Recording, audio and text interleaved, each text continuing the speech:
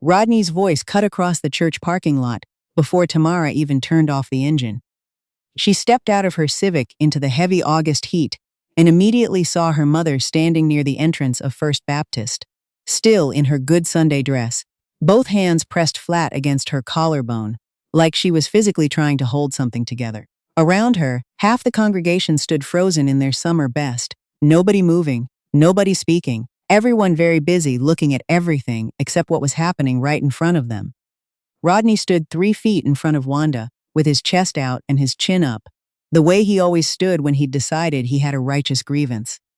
"You want to tell me," he said, loudly enough for the Hendersons and the Praters and old Mrs. Coolidge in her wide-brimmed hat to hear every single word. "When exactly you started running a little side business out of my church." Wanda's voice was almost too quiet to catch. "The bake sale. Pastor Green asked if I'd contribute. I've been bringing my pies for 3 months now." "Contributing." Rodney repeated the word like it had gone bad. "You've been taking people's money, at our church, and hiding it from your husband." He pulled a folded envelope from his jacket pocket and held it up. $275. "Found it in your sock drawer this morning before service." "I earned that." Wanda's eyes had gone somewhere far away, the way they did when she was trying not to let him see how frightened she was. "I was going to use it to help Marvin with his utility bill. He called last week and said they were about to cut the power." "You don't earn anything." Rodney took 1 step forward. "Everything in that house is mine. Every dollar you touch comes from me. And you're out here selling pies to church folks like some kind of vendor, and nobody told me. I had to hear it from Pastor Green like a fool. He said your wife's pies sell out first every time." I stood there smiling like I knew, like I had any idea what my own wife was doing. Tamara was already moving. She pushed through the edge of the crowd, without excusing herself, without a word to any of the neighbors who'd been standing there watching her mother take it. She stepped between them and put one hand flat on Rodney's chest, just to stop him. Her voice was steady. "Back up." Rodney looked at her the way he always looked when she appeared. Like he kept being surprised that she existed, that she was 32 years old now and 5'8", and had stopped being afraid of him somewhere around the time she crossed the Alabama state line with a scholarship letter and a single duffel bag.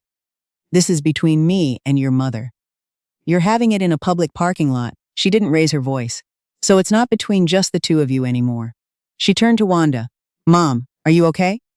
Wanda nodded, but her chin was trembling and her hands hadn't moved from her collarbone. "Let's get to the car."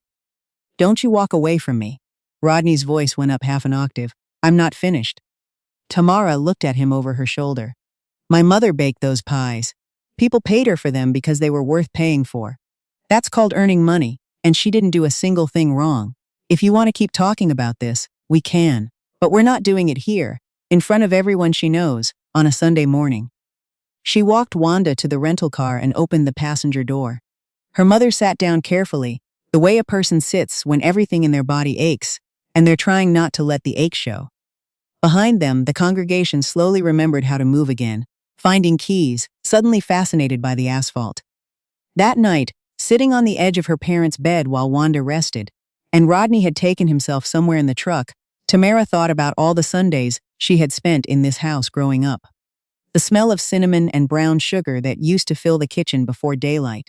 Her mother at the counter in a house dress with flour on her wrists, humming something low and tuneless. Wanda had been making her sweet potato pies since before Tamara could form a clear memory. Neighbors brought Tupperware to the back door. The ladies at church fought over the last slice at every potluck and fundraiser and funeral reception. Once, when Tamara was 11, she'd asked why Mom didn't sell her pies at the Saturday market in Corinth. All the other women there had tables with jams and honey and bread. Wanda had smiled in that particular way she had and said, "Your father wouldn't want me out there like that." That was Wanda's answer for most things. Your father wouldn't want. When Tamara was 17, she won the county art competition. 3rd place, which felt like winning the world, because she'd entered without telling anyone, and spent 3 weeks of late nights on a watercolor of the Tombigbee River bend behind their property. Rodney found the ribbon in her backpack the day after the ceremony. He said it was a distraction. He said if she had time for painting, she had time to help in the kitchen. Then, on a Tuesday while she was at school, he found her portfolio in the back of her closet and threw every piece into the burn barrel out back. 3 years of work, 40-some paintings. Wanda found Tamara sitting on the back porch steps staring at the ash, and she'd held her without saying anything until it was full dark outside. The next morning, Tamara found $60 tucked under her pillow in an envelope with no note. She knew where it had come from, and she knew better than to ask. It was Wanda's grocery money. Tamara figured that out later. When she got into Georgia State, Rodney looked at the acceptance letter, set it on the kitchen table, and said college was expensive, and she needed to think hard about whether it was worth it.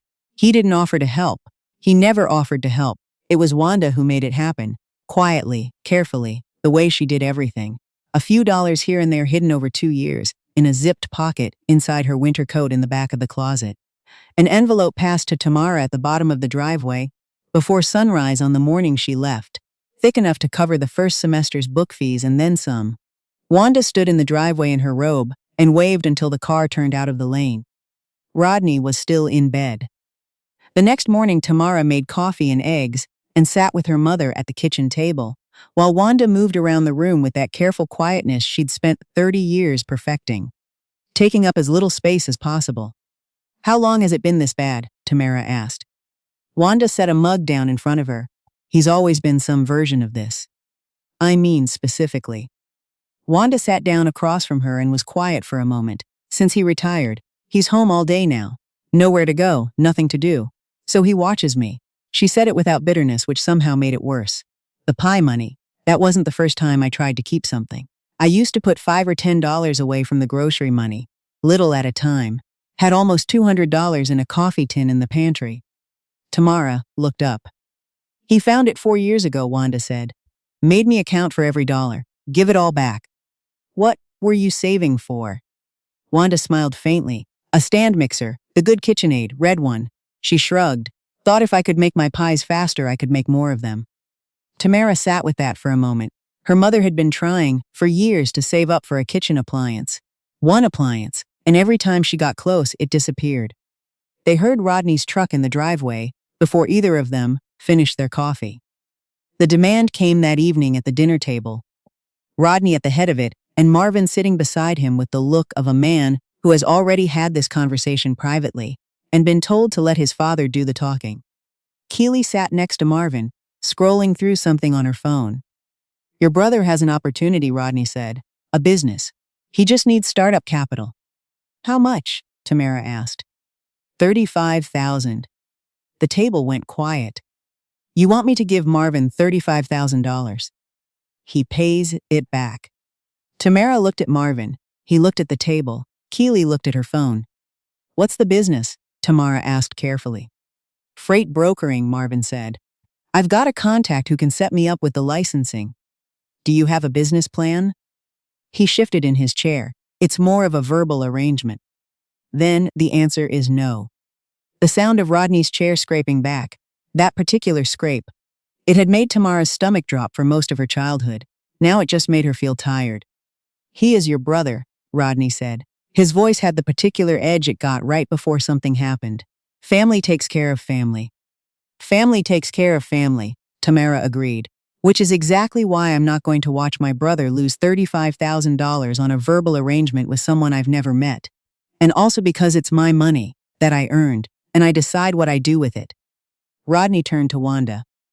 "Are you going to let your daughter speak to me like this at my table?" Wanda had been still for the whole exchange. Her hands were in her lap. Her food was barely touched. When she looked up, something in her face was different from every other time Tamara had seen her in this chair at this table.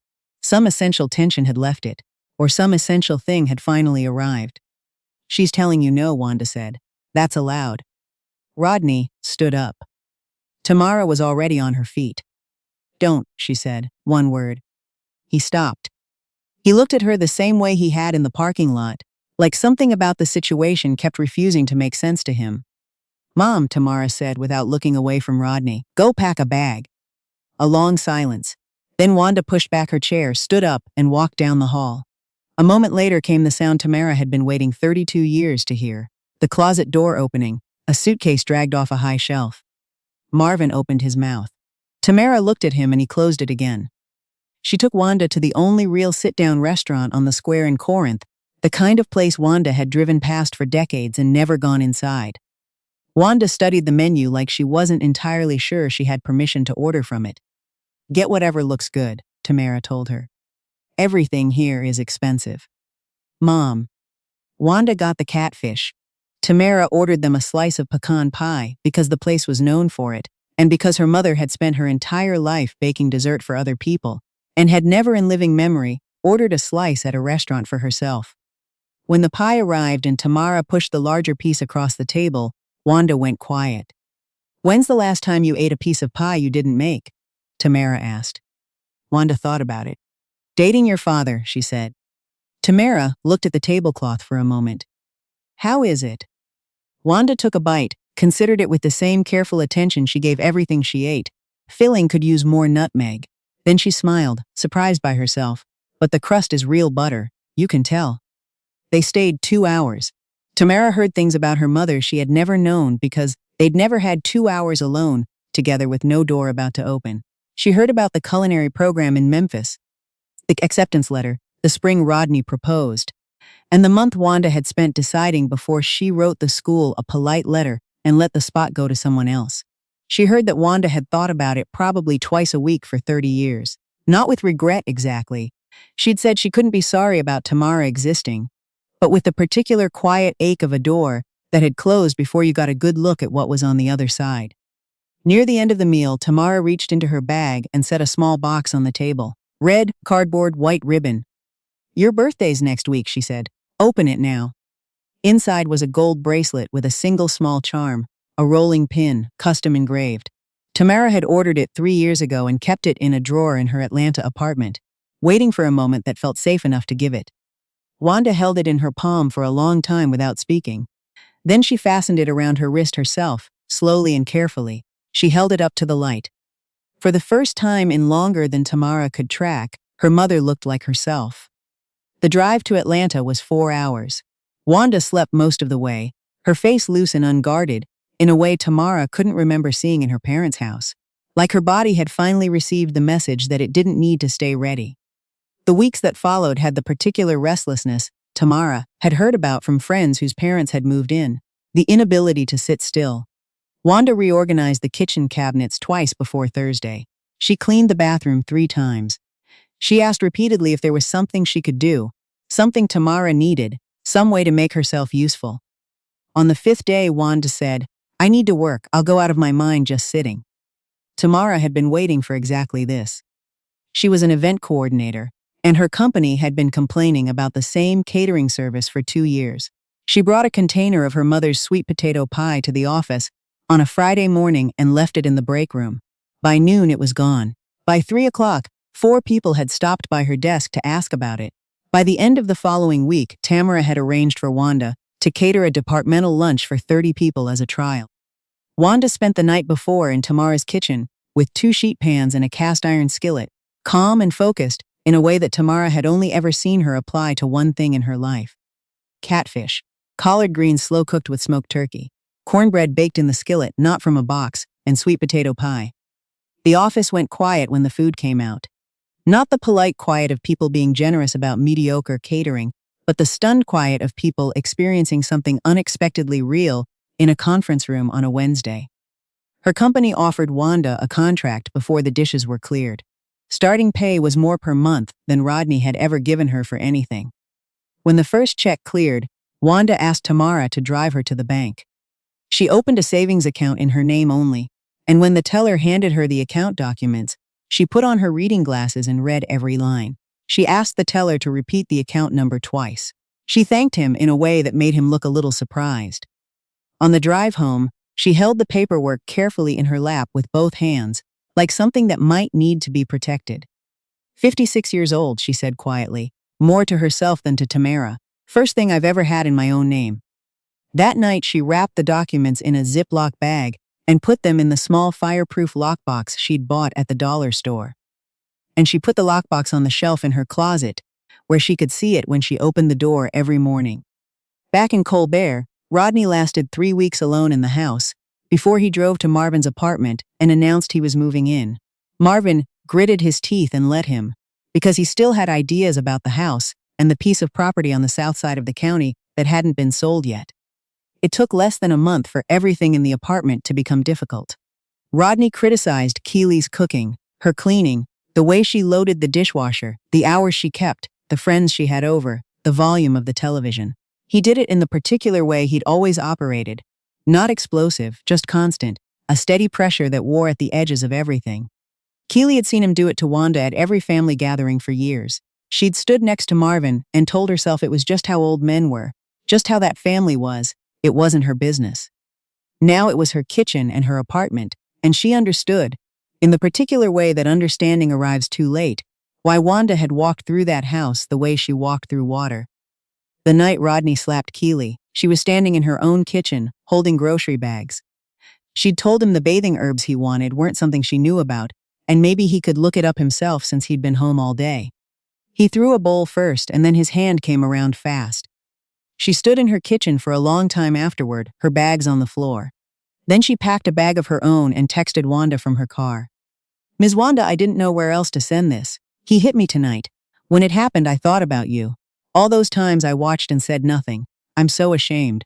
I hope you're doing okay, I really do." Wanda read it 3 times. She put her reading glasses on. Then she typed back slowly, one careful letter at a time. "Baby, go stay with your mother tonight. You have nothing to be ashamed of. You didn't know until you knew. None of us do. Take care of yourself. You matter."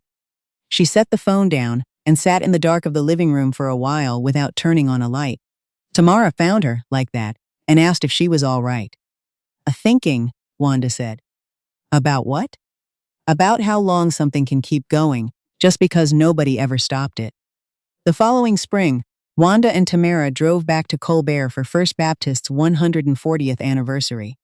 Wanda had been on the planning committee for 20 years. She wasn't going to miss it.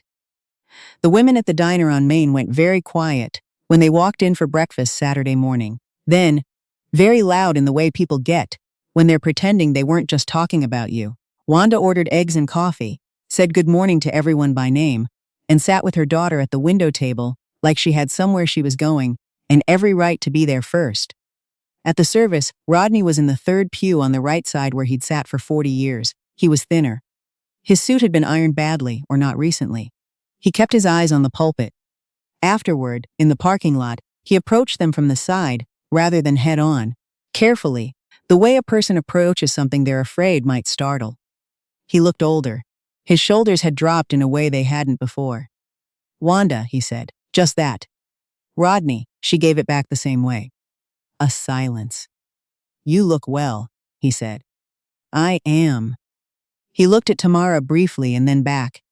"I found the letter," he said, "from Memphis, the culinary school. I was going through old boxes." He cleared his throat. "I didn't know you'd applied. I didn't know that was something you wanted." Wanda watched him without speaking. "I don't think I ever asked," he said finally. "What you wanted, any of it." Wanda held his gaze. Her voice when she answered was not warm and not cruel and not forgiving. It was honest, which was something that had taken her 56 years to understand she was allowed to be. "No," she said, "you didn't." She touched Tamara's arm. "We should get on the road." They walked to the car. Tamara didn't look back. Wanda glanced once in the side mirror as they pulled out and saw Rodney still standing in the lot. Smaller than she remembered, the Sunday crowd moving around him. Then the road curved, and he wasn't there anymore. She turned the bracelet on her wrist, the little rolling pin catching the afternoon light, and looked out at the green moving past the window, the river flashing between the trees, the fields still wet from recent rain. After a while she said, "I looked up that program, the continuing education one in Memphis. They have a pastry and baking track now. You can do it over 2 years." She paused. "I'm 56, Tamara." "I'm aware of how old you are, Mom." Wanda was quiet. Then, "You think it's too late?" Tamara reached over and took her mother's hand where it rested on the armrest. "You just had your first piece of pie you didn't make yourself," she said. "You've got time." Wanda laughed, a real one surprised out of her. It filled the car completely. Outside, Mississippi spread out gold and wide in every direction, and the road went on ahead of them. And for the first time in longer than Wanda could trace back through her memory, she was not dreading where it led. She was curious about it. She was, for the first time, looking forward to finding out.